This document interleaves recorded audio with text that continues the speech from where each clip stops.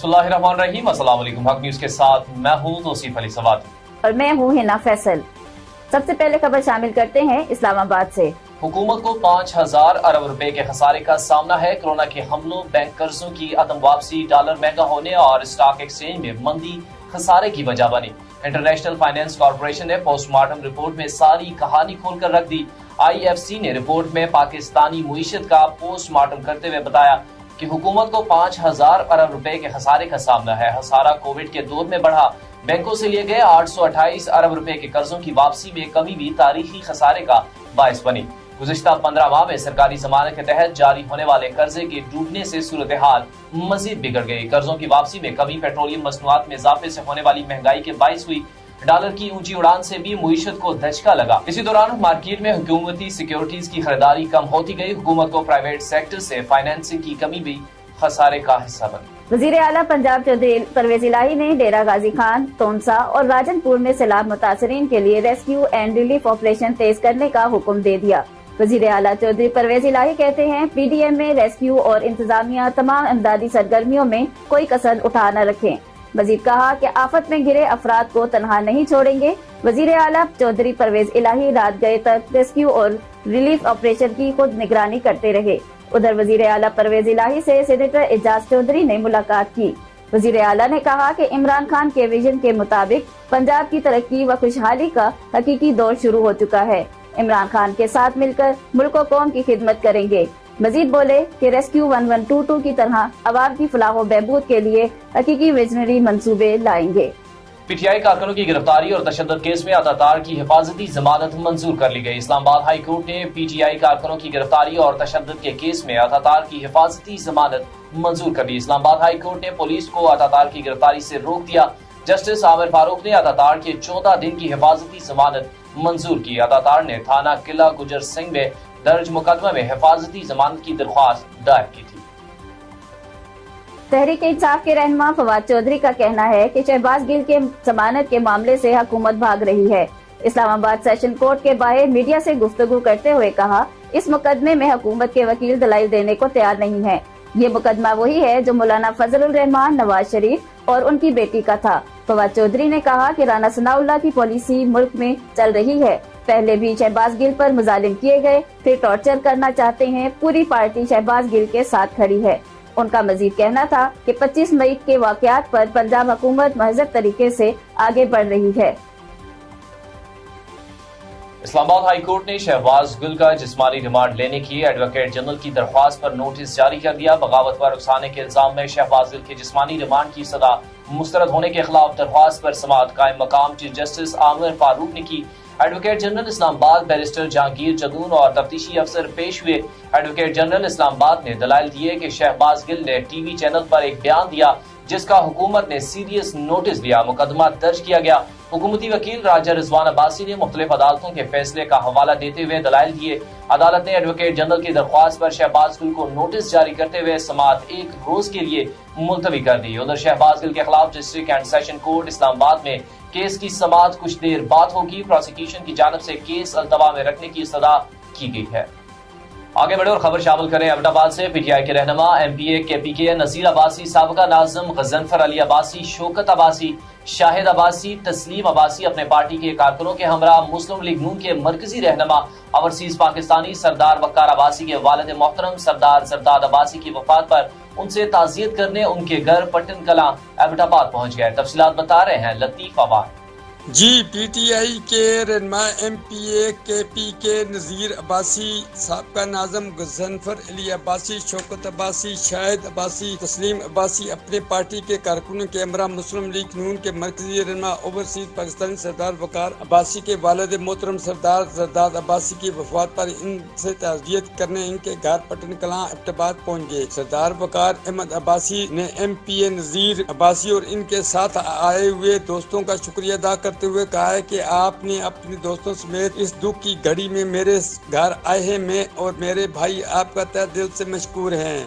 اللہ تعالیٰ نے آپ سے بے لوث خدمت کے جذبہ سے لوگوں کی خدمت کرنے کا آپ کو موقع فراہم کیا ہے۔ آپ لوگوں نے آپ کو ووٹ دے کر منتخب کیا۔ حلقے کے لوگوں کے مسائل حل کرنا آپ کا فرض ہے۔ حلقے کی ترقی، عوام کی فلاح و بہبود کے لیے کام کریں گے تو عوام بھی آپ کو قدر کی نگاہ سے دیکھیں گے۔ عوامی نمائندے عوام کی خدمت گار ہوتے ہیں۔ اللہ تعالیٰ کے ہاں اس کی بڑی اہمیت ہے۔ حلقے کے لوگوں کے مسائل حل کریں گے تو ہر جماعت سے تعلق رکھنے والے نوجوان، بزرگ، خواتین آپ کو قدر کی نگاہ سے دیکھیں گے۔ اس موقع پر نذیر عباسی نے سردار وقار احمد عباسی کے والد محترم سردار زرداد عباسی کی وفات پر ان سے تعزیت کرتے ہوئے افسوس کا اظہار کیا۔ ان کی سیاسی اور سماجی خدمات پر انہیں خراج عقیدت پیش کرتے ہوئے کہا کہ اللہ تعالیٰ ان کو جنت الفردوس میں اعلیٰ مقام عطا فرمائے اور آپ تمام بھائیوں اور جملہ خاندان کو صبر جمیل عطا فرمائے۔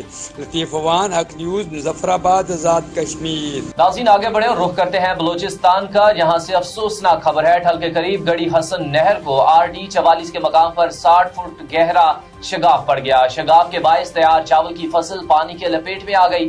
شگاف کا پانی تیزی سے گھروں کی طرف بڑھنے لگا۔ ٹھل کے علاقہ مکین اپنی مدد آپ کے تحت شگاف کو بند کرنے میں مصروف عمل ہے۔ علاقہ مکینوں نے الزام عائد کیا ہے کہ محکمہ اریگیشن علماء کو بروقت اطلاع دی گئی، تاحال کوئی نہ پہنچ سکا اور نہ ہی اب کوئی کال رابطہ ہو رہا ہے۔ علاقہ مکینوں نے اعلیٰ حکام اور ضلع انتظامیہ سے مطالبہ کیا ہے کہ شگاف کو بند کر کے محکمہ اریگیشن کی نااہلی کا نوٹس لیا جائے۔ 75واں یوم آزادی پاکستان آزاد جموں کشمیر ملی جوش و جذبے اور بھرپور عقیدت کے ساتھ منایا گیا۔ اس سلسلے میں کشمیر کلچرل اکیڈمی کے زیر اہتمام ڈائمنڈ جوبلی محفل مشاعرہ کا انعقاد کیا گیا۔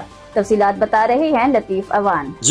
75واں یوم آزادی پاکستان آزاد جموں کشمیر ملی جوش و جذبے اور بھرپور عقیدت کے ساتھ منایا گیا۔ اس سلسلہ میں کشمیر کلچر اکیڈمی کے زیر اہتمام ڈائمنڈ جوبلی محفل مشاعرہ کا انعقاد کیا گیا، جس کی صدارت بزرگ شاعر، ادیب، مخلص وجدانی اور مہمان خصوصی پارلیمانی سیکرٹری برائے سوشل ویلفیئر و ترقی نسواں محترمہ پروفیسر تقدیس گیلانی تھی۔ ڈائمنڈ جوبلی محفل مشاعرہ کی منعقدہ تقریب سے خطاب کرتے ہوئے پروفیسر محترمہ تقدیس گیلانی نے کہا ہے کہ پاکستان کا دنیا میں منفرد مقام ہے۔ مضبوط اور معاشی طور پر مضبوط پاکستان ہماری منزل ہے۔ انہوں نے کہا کہ قائد اعظم نے ڈالائق کے ذریعے پاکستان حاصل کیا۔ جب بھی تاریخ لکھی جائے گی تو قائد اعظم کا نام صفحے اول میں ہوگا۔